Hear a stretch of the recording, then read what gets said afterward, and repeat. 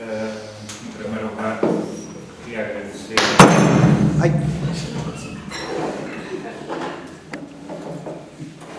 o início da evolução cultural.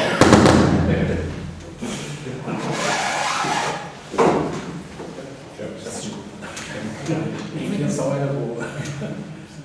Não, peço desculpa.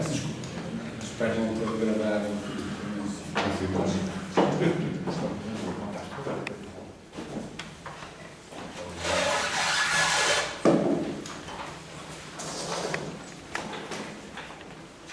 Boa tarde. Em primeiro lugar, queria agradecer o convite por mais esta atividade da Sociedade Portuguesa de Antropologia e Etnologia. Queria também, sobretudo, saudar estas iniciativas do Vítor Oliveira Jorge. Hoje em dia não é fácil. E não é fácil por uma razão simples, não basta o empenho de uma pessoa, como é este o caso. Há também todo um contexto sociológico, que a maior parte das pessoas aqui presentes certamente conhecem, ou pelo menos já ouviram falar. É que, de facto, eu julgo que hoje em dia o tempo, o chamado tempo das sociedades científicas, como nós as conhecemos, como associações, como sócios, está, pelo menos, em declínio. Não sei se estará acabado, mas pelo menos está em declínio. Ciência, conhecimento, hoje em dia transmite-se de outra forma. No caso concreto das nossas vidas académicas, através das unidades de investigação, que são, digamos, contextos institucionalizados onde decorre a investigação, onde decorrem os financiamentos, onde decorre a nossa vida, onde nós estamos presos, e daí não temos tempo nem a possibilidade de continuar a animar as chamadas sociedades científicas. Penso que essa é a razão fundamental. Em segundo lugar, gostava também de saudar o público, naturalmente, e saudar os meus colegas. Isto para mim é um grande desafio, confesso desde já. Primeiro de tudo, eu não sabia bem o que é que eu viria dizer, como deveria dizer e se deveria dizer. Escrevi aqui algumas notas que têm a ver com aquilo que me pareceu que poderia ser uma contribuição para um debate coletivo em torno da questão que foi colocada, portanto, questionar o humano, mas evidentemente estas questões alteram-se sempre porque, a partir da exposição que acabámos de ouvir, há imensas ideias aqui que se cruzam, há visões que são naturalmente diferentes e que enriquecem, no fundo, aquilo que nós queremos abordar, que é o humano. E por isso vou começar por alguns pormenores que me chamaram a atenção nesta belíssima exposição sobre aquilo que, ainda quando eu era estudante, chamava o processo de hominização e que hoje em dia, pelos vistos, já não se diz como tal. Primeiro de tudo, nós, em aquilo que se convencionou designar como antropologia cultural ou social, eu diria que nós já não podemos falar do homem.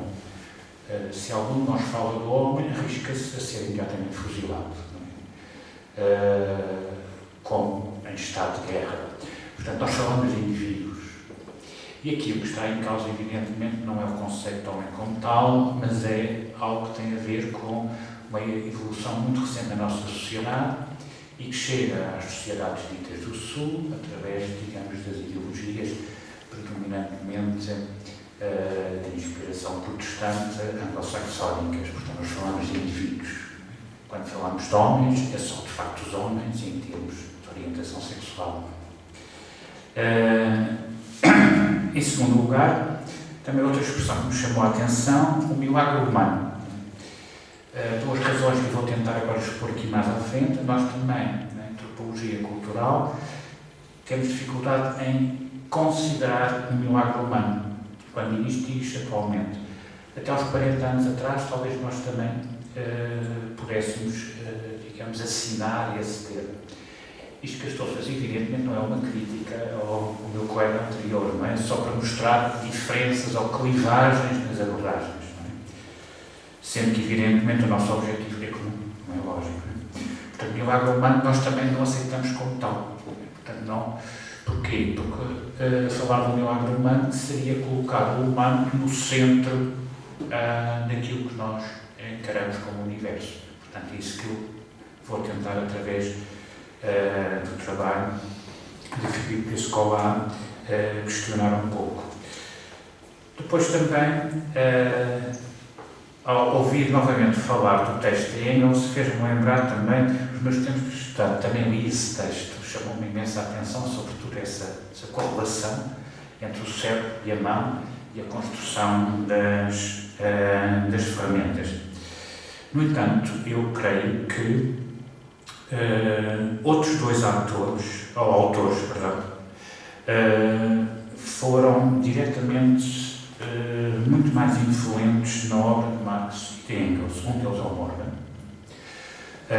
que realmente aparece até numa das obras, Origem do Estado, a Propriedade Privada, aparece até no subtítulo, não é?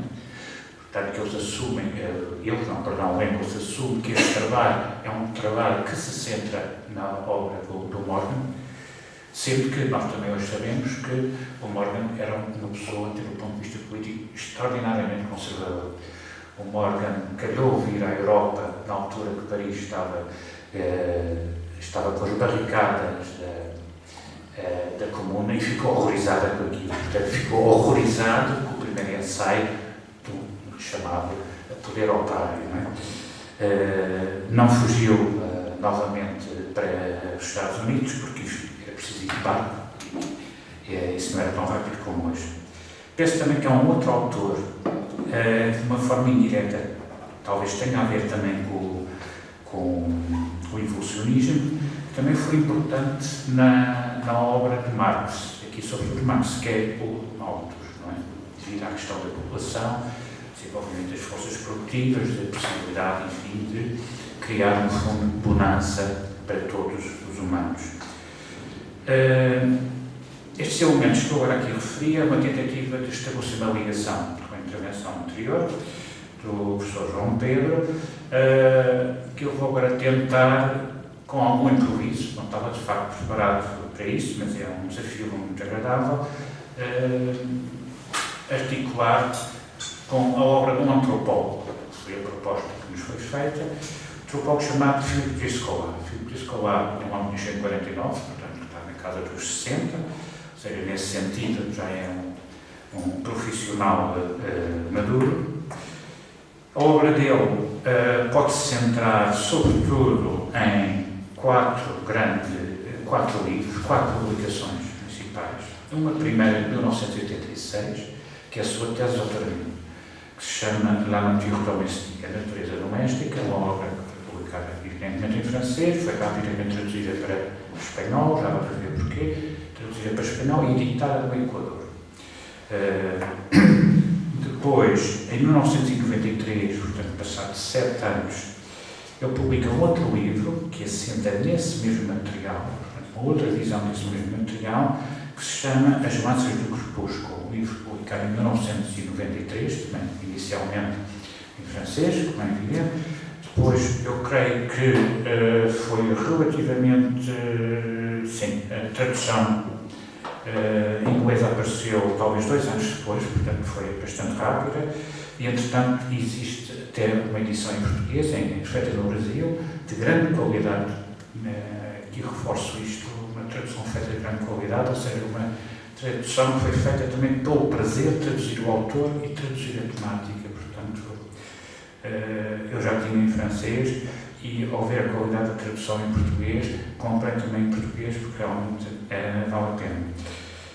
Depois, no ano 2005, portanto aqui há um grande salto, aparentemente, ele publica um livro chamado Part de la Nature et Culture, portanto sobre a questão da natureza da cultura, que é uma coletânea de ensaios longos que têm a ver com esta relação natureza-cultura.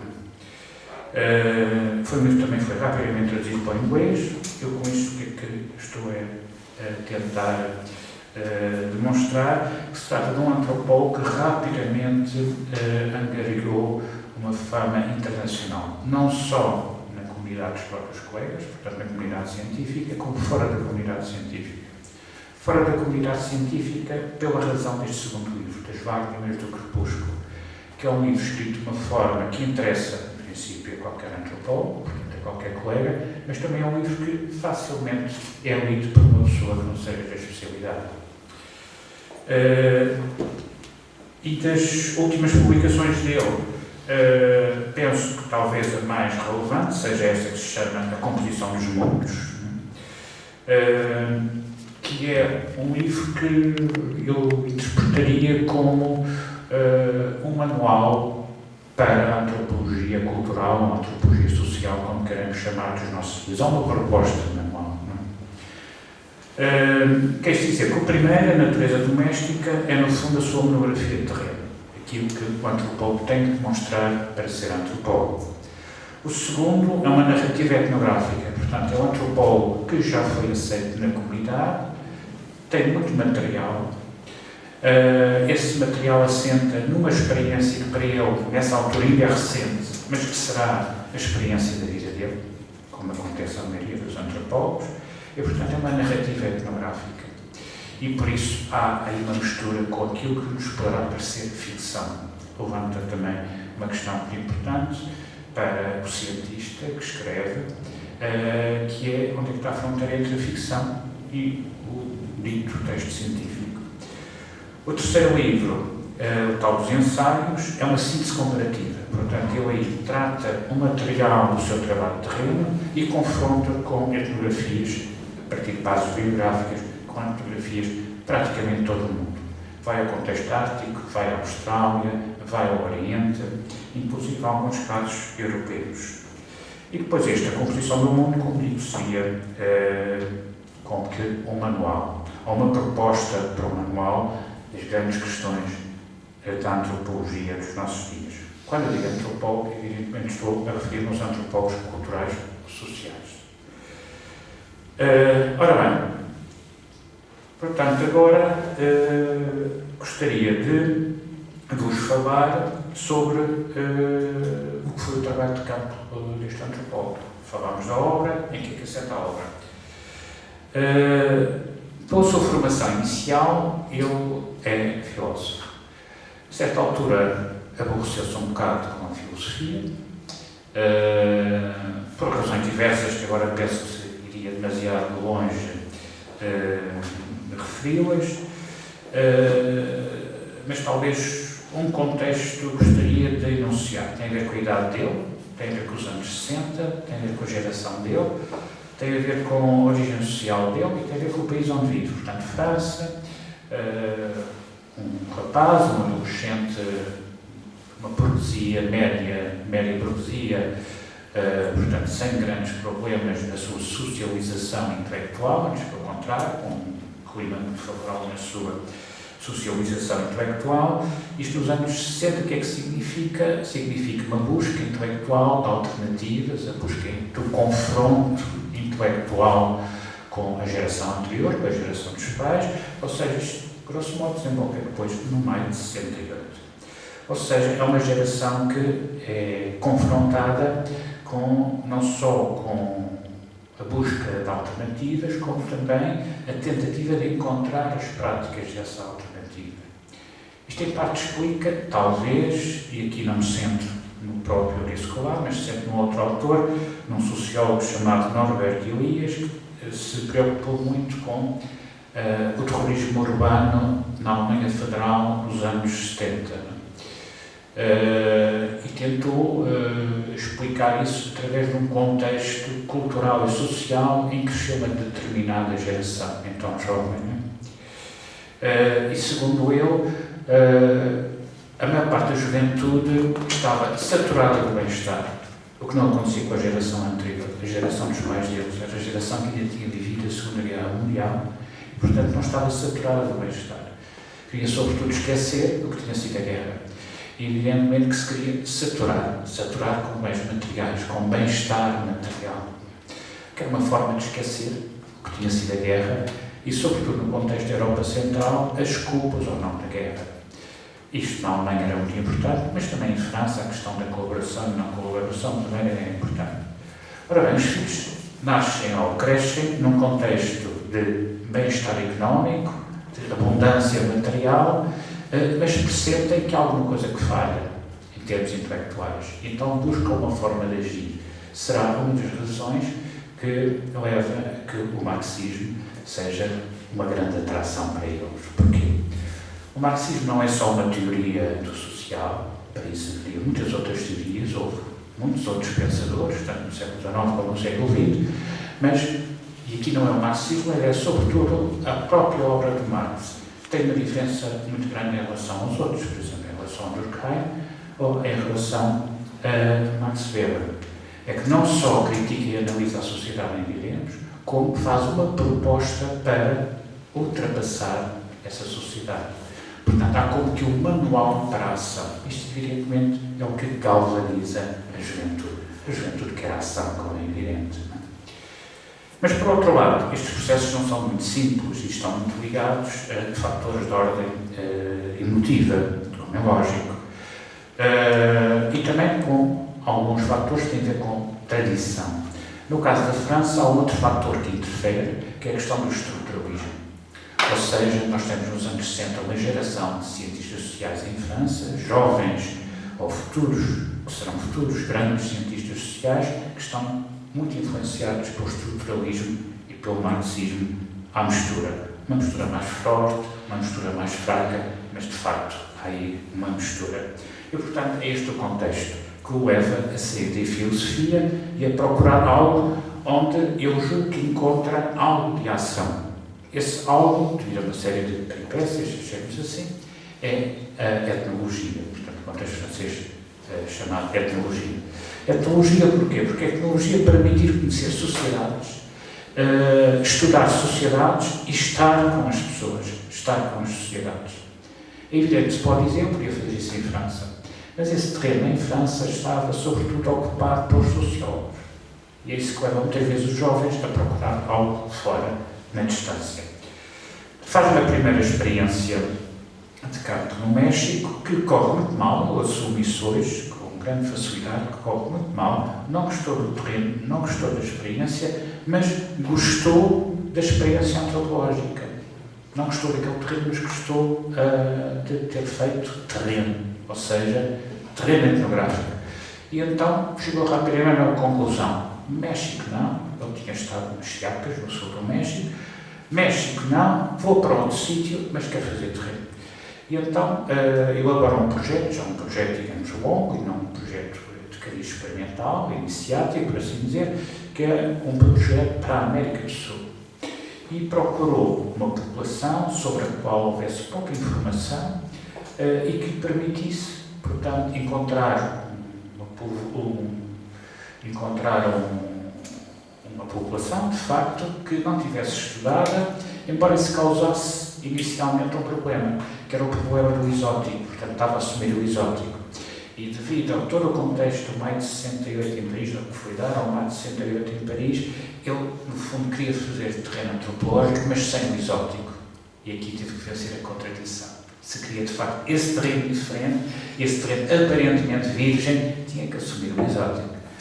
Volta a Paris, depois dessa experiência do México, fala com uma série de colegas, não, de ex-professores, nomeadamente com o Lévi-Strauss, que é uma das pessoas que mais o influenciou, e aparentemente o mestre não terá ficado impressionado com o que ele diz, e quando eu lhe pergunta se acha pertinente ir estudar uma população praticamente desconhecida para a ciência na América do Sul, quando o Lévi-Strauss terá dito: sim, senhores, se acha que sim, porque não vou pôr nenhum obstáculo.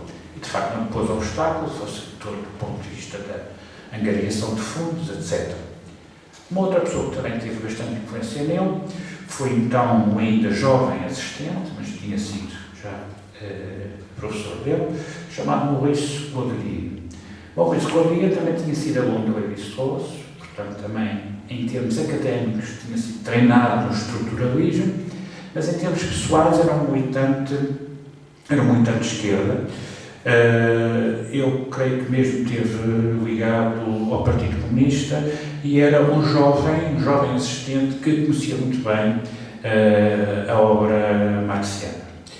E tinha tinha assumido como sua tarefa de, por assim dizer, introduzir a visão marxista na antropologia. E tinha trabalhado na Nova Guiné. Para além disso, tinha desenvolvido novos métodos de trabalho, que assentavam, sobretudo, num trabalho de terreno a base desse trabalho de terreno não seria só a experiência de estar com o outro, era a experiência de estar com o outro, mas ligado a um programa de trabalho. Esse programa de trabalho assentava em fazer levantamentos de terrenos, em fazer medições sobre colheitas, etc., por aí fora, ou seja, produzir material quantificável. O que até aí não era muito costume nos antropólogos. Os antropólogos, em termos de quantificação, a maior parte do material que juntavam tinham sobretudo a ver com linguística. Não é? O resto assentava mais num tratamento qualitativo da experiência, evidentemente com exceções, evidente. Ora bem, a influência destes dois senhores, que o Levi Strauss de um lado, do outro lado, Maurice Curie, leva então a elaborar um projeto para estudar essa população amazónica. Essa população eram os Achuares, que vivem, sobretudo este grupo que eu vou estudar, na República do Equador, na parte amazónica da República do Equador.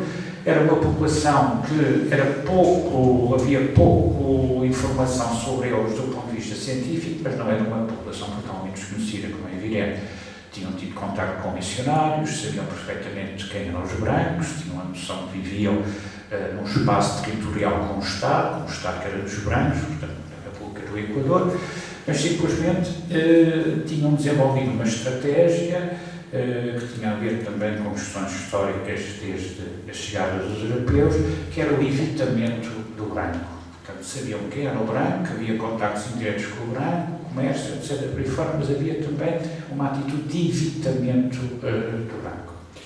Por outro lado, na visão dos brancos, estes grupos Achuar pertencem a um grupo maior, que são conhecidos como os Gíveres, tinham uma fama muito má junto dos brancos, através dos missionários e através dos organismos estatais. Como eles tinham o costume de, dado eles tratarem as cabeças de determinados defuntos de uma determinada forma, ou seja, conservavam a cabeça desses defuntos separada do corpo, como é evidente, mas de uma forma reduzida, portanto, produziam cabeças reduzidas, isto criou-lhes uma fama, como podem imaginar, não muito agradável junto dos brancos, ou dos ditos civilizados. Eles tinham uma série de coleções dessas cabeças reduzidas, que, aliás, povoam um bocado dos grandes museus antropológicos que existem no mundo. E, portanto, era uma população destas que ele ia estudar, foi estudar. Esteve lá 3 anos, em condições. 3 anos para um trabalho de terreno é muito. Em média, o que se aconselha é 1 ano, em geral também se consegue 1 ano, muitas vezes mais curto, mas uma estadia de 3 anos é muito. Ele não esteve sozinho, portanto, as condições do trabalho de terreno são muito importantes. Esteve com a mulher, portanto, a mulher também é uma jovem etnóloga que, na altura, também já, que não eram casados, eram namorados, e resolveram ir juntos. E há aqui uma questão fundamental, que é a língua. Portanto, é uma língua que eles não podiam aprender antes. Eu falava já de espanhol por razões de ordem familiar, mas o espanhol aqui não servia de nada. Iniciou o trabalho de terreno e a primeira grande embate, evidentemente, é a questão de ser aceito pelo outro. De uma forma geral, os Achuar aceitaram-nos com relativa benevolência de indiferença, como quem diz, grande perigo não pode haver, eles só são 2, missionários não são, eles não gostavam dos missionários, tinham tido experiências pouco agradáveis com missionários tanto católicos como protestantes.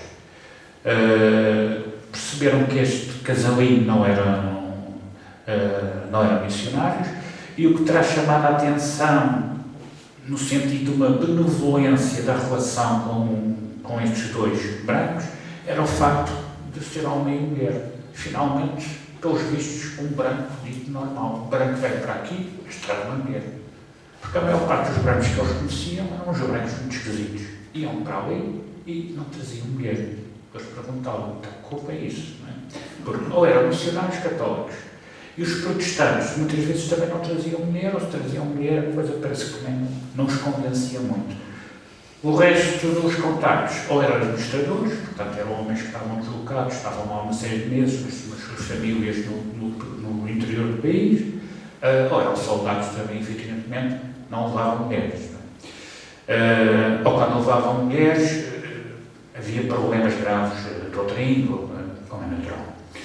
Portanto, isto está facilitado. Depois há aquele longo período de aprendizagem da língua. Ele diz que precisou mais ou menos de um ano para ter um domínio da língua, no sentido de acompanhar não só aquilo que ele queria dizer aos Achuar, como aquilo que os Achuares queriam dizer a eles. O que é mais importante é ter já domínio suficiente para entender o que eles entre eles diziam. Mas, claro, a relação inicial, durante este primeiro ano, dos Achuar com ele, é mais ou menos a relação que se tem de adultos com uma criança. Eles tinham que aprender tudo. Não é? Depois há uma outra coisa também muito interessante que ele relata, que é ou que ele refere posteriormente, que é o seguinte: quando é que o antropólogo deve terminar o trabalho de campo? Por começar, entendemos todos, o mais depressa possível, bastante tempo, se possível, etc. Mas bastante tempo também não pode ser toda a vida, não é? Não pode ser, porque questões de ordem de funcionamento das nossas instituições científicas, como é evidente, não é? Embora tenha havido casos de antropólogos que ficaram toda a vida e desapareceram, não é? Houve casos de antropólogos que, de facto, foram comidos, não é? Ou ingeridos, não é? Portanto, quanto tempo deve ficar? E segundo eu, a marca para o regresso deve ser a partir da altura que, no dia-a-dia, o antropólogo tem a sensação que já não descobre nada de novo. Pelo que ouve, pelo que vê, pelo que faz. Quando tem a sensação que já sabe tudo como é, portanto, quando entra nessa aparente indiferença, é a altura de arrumar malas e sair. Porque senão depois entra numa grande crise. Não é? Isto também me parece interessante, e isto tem a ver com uma coisa que eu gostava de referir no fim. Ainda tenho algum tempo, espero eu. Sim. Ora bem, o que é que ele estudou? Porque não basta descobrir, entre aspas, a tal população. Não basta chegar lá. Qualquer antropólogo tem necessariamente alguma coisa na cabeça. E mesmo quando pensa que vai em branco, não tem nada na cabeça. Primeiro de tudo, nenhuma instituição científica aceitaria hoje em dia o projeto que fosse nesse sentido. Mas mesmo admitir que sim, há uma outra coisa. Há muita coisa que leva na cabeça. E aquele que pensa que leva menos coisas na cabeça é aquele que mais coisas leva na cabeça. Leva a sua própria cultura e uma visão do mundo, como é evidente. Não é? Por mais aberto que julgue que está, provavelmente mais fechado estará. Não é? Porque justamente parte do princípio, estou aberto a tudo, se calhar não vejo nada.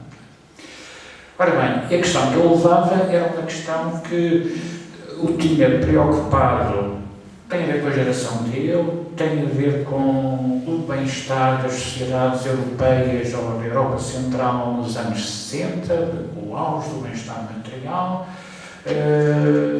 e tem a ver também com a experiência no México.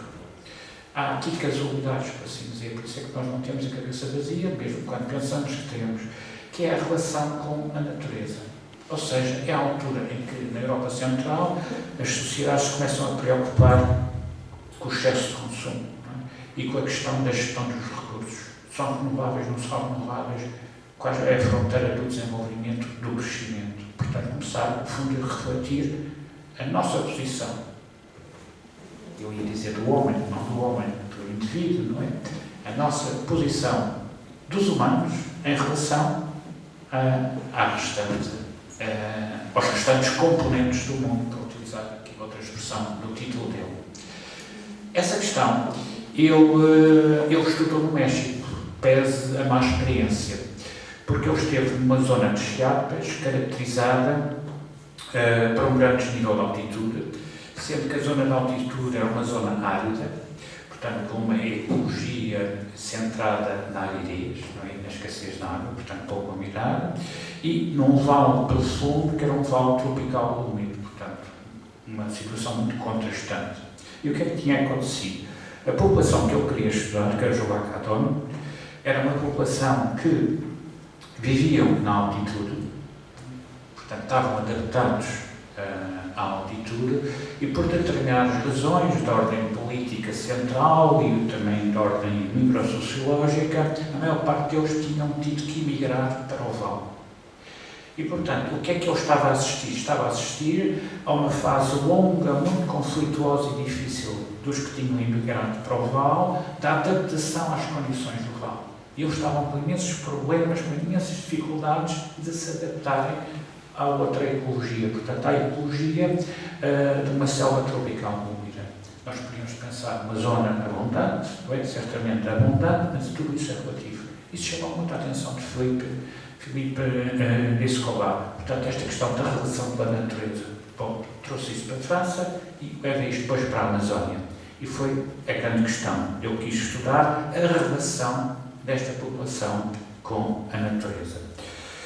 Bom, já vimos isto do Lévi-Strauss, portanto, as relações com a natureza. Ora bem, aqui há, evidentemente, o início de um diálogo muito grande com a teoria. Porquê? Porque até os anos 60, grosso modo, as teorias que imperavam na antropologia e que tinham a ver com a nossa relação com os recursos ou com o meio ambiente centravam-se em várias grandes escolas, portanto, ainda era um bom resto de funcionalismo. Havia também uma influência grande do estruturalismo, portanto, preocupado com a essência do espírito humano. O espírito humano é universal, temos que encontrar, quando muito, as variantes, não é, que determinarão a diversidade cultural. E depois também estava a entrar no auge, ou estava no auge, nessa altura, uma outra escola norte-americana, muito pragmática, por assim dizer, que era do materialismo cultural, não é? Sobretudo a pessoa do Marvin Harris, que é muito interessante. Alguns de nós se recordam, na altura do seu auge, era lido por toda a gente, era quase uma Bíblia, não é? Entretanto, o senhor também, enfim, já deve ser uma pessoa idosa, já está há muito tempo reformado, foi esquecido rapidamente, é interessante, não é? Por sinal, também era uma pessoa que lidava muito bem com os órgãos de informação, que lhe dava um marketing muito grande, e dizem os colegas norte-americanos que quando era o congresso da Associação Norte-Americana de Antropologia, quando ele aparecia numa sala, que era uma enchente, quase tinha que vir a polícia para tentar dominar as pessoas que queriam assistir. Porque, entretanto, aqui há outras coisas pelo meio, mas havia, portanto, esta questão do materialismo cultural, que, no fundo, era um determinismo.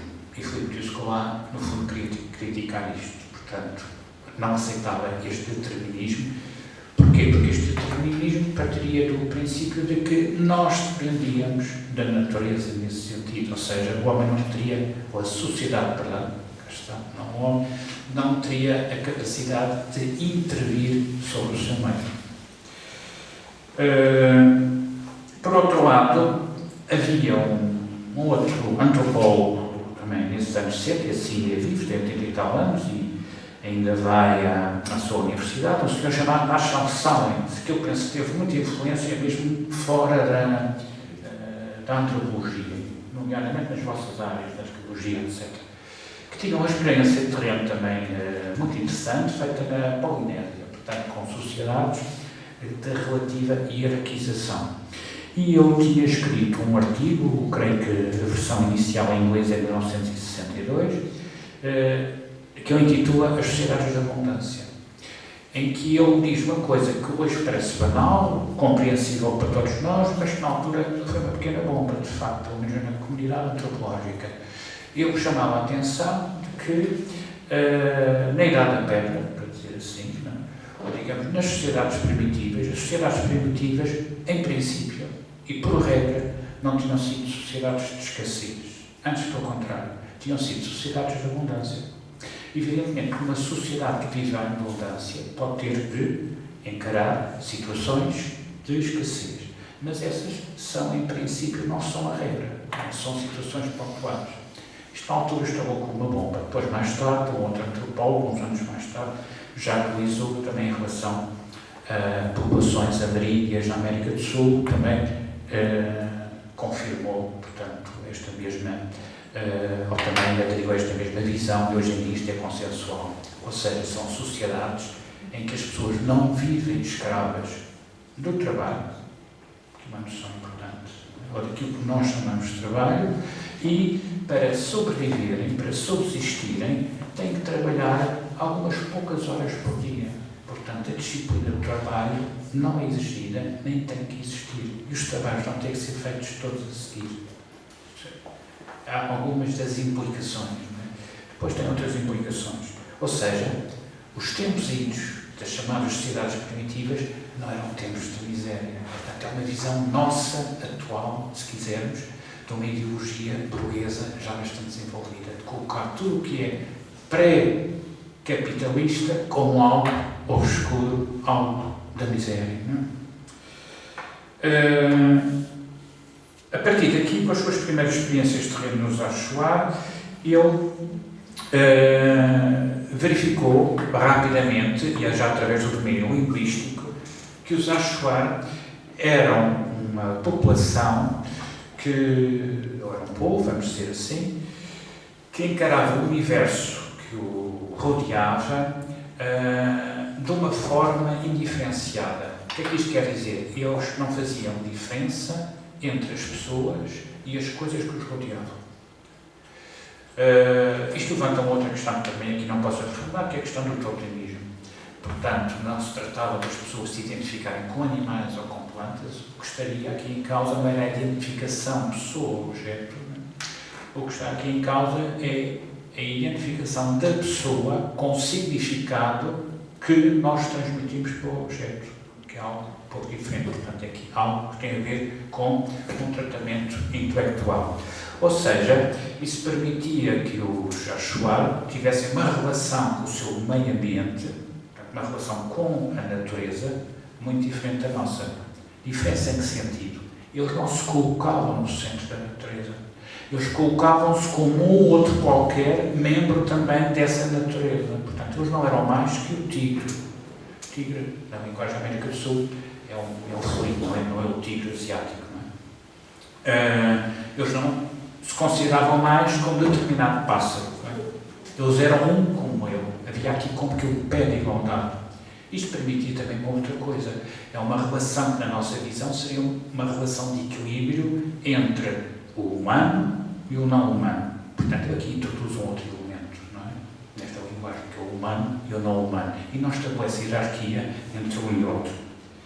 Ou seja, ele deixou de utilizar ou de encarar a relação daquela população, ou se quisermos, das populações em geral, com a natureza, no sentido de o papel dos humanos ser o de socializarem a natureza. A natureza não precisa ser socializada. Porque, se assumirmos isso, estamos a assumir aí um processo de liderança. Ou seja, ele quis quebrar aí o sociocentrismo. Em relação também ao seu trabalho de campo, gostava de... quanto tempo tem? Se conseguires acabar nos próximos 5 minutos. Ui, sim, senhores. Isto é... Se calhar se eu tivesse falado só 5 minutos, tinha visto mais consigo. A pessoa, ao princípio, meia hora e pensa, bom, com o trabalho de campo e com... para os antropólogos, como todos nós sabemos, o trabalho de campo é algo muito enfatizado por boas e más razões. E por isso eu gostava de referir aqui uma questão que não tem diretamente a ver com o Filipe Descolar, nem com o trabalho de campo dele, disso já falámos um pouco, mas com outras formas de trabalho de campo que poderão existir, que muitas vezes nós próprios antropólogos não vemos, mas que eu gosto de pôr a debate. Portanto, esta experiência de Filipe Descolar, com os Achuar, portanto, uma população, digamos, nessa altura ainda, vamos dizer, virgem em termos de abordagem científica, hoje em dia já não será assim, como é evidente. As consequências que isto tem, portanto, uma produção teórica e não só importante do antropólogo, provavelmente até neste momento um dos antropólogos mais citados à escala internacional, creio que podemos dizer isto sem grande margem de erro. E um outro contexto agora, que é, no princípio dos anos 80, um realizador de cinema alemão chamado Werner Herzog, talvez já alguns têm ouvido falar dele, resolveu fazer um filme que tivesse a ver com o contexto da selva na América do Sul. E porquê a selva na América do Sul? Porque para ele a selva da América do Sul podia ser uma forma de demonstrar o confronto das pessoas, do indivíduo, por quimeras, por coisas que no fundo são quimeras. E aí ele lembrou-se num contexto histórico, que tinha de facto a ver com a selva sul-americana, que é a questão da borracha, portanto, da altura do boom da borracha, século XIX, século XX, em que se fizeram grandes fortunas, em que se cometeram atrocidades em nome dessas fortunas, em que se envolveram Estados, em que se fez genocídio de populações inteiras, resolveu fazer um filme sobre isso. E esse filme chama-se Fitzcarraldo, também não sei se alguém já o terá visto, é um filme dos anos 80, é um filme que até está aí no comércio.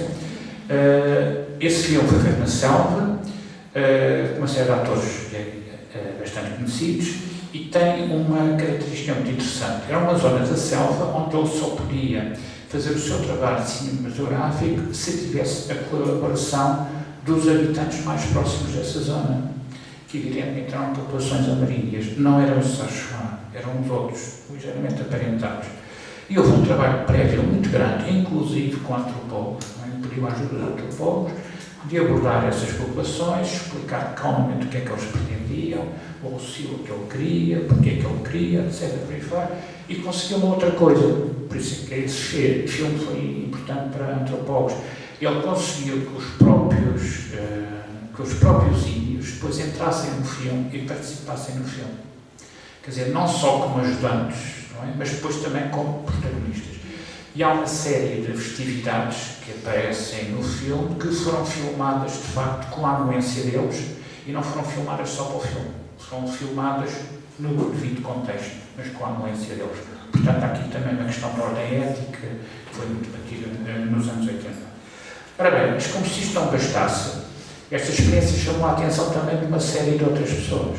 Por exemplo, o próprio realizador fez um diário dos anos destas filmagens, das dificuldades, dos atritos, de tudo isso, das relações com as autoridades, as relações com os índios, as relações dos atores entre eles, as tricas que ele tem com os atores. Esse diário foi publicado. Isto, no fundo, podia funcionar como um diário de campo, não é? Será outra cultura ou não? Talvez seja. Como se isto não bastasse, um outro amigo dele, que também é realizador de cinema, não é? Achou o projeto tão interessante que lhe pediu o seguinte: deixa-me ir contigo e eu vou filmar a filmagem do teu filme. E essa filmagem também hoje existe, não é? Portanto, temos aqui um trabalho de campo dentro do trabalho de campo. Vou agora, de facto, então, terminar com uma pergunta, que é a pergunta que, no fundo, legitima a antropologia cultural como disciplina. O que é cultura? Se procurarmos numa enciclopédia, nós iremos encontrar imensas definições desde o século XIX, até anteriores ao século XIX. Todas são boas e todas são más. Todos tentam definir. Filipe Descola faz uma proposta um pouco diferente. Esta questão de colocar esta pergunta, ou tentar defini-la, tem a ver com, no fundo, com a escola culturalista. Talvez seja a altura de colocarmos o problema de uma outra forma.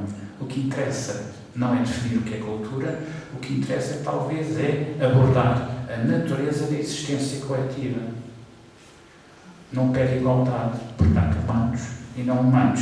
Eu creio que isto é uma das questões fundamentais em toda a obra do Filipe Descola. Peço desculpa, eu também extravasei o tempo.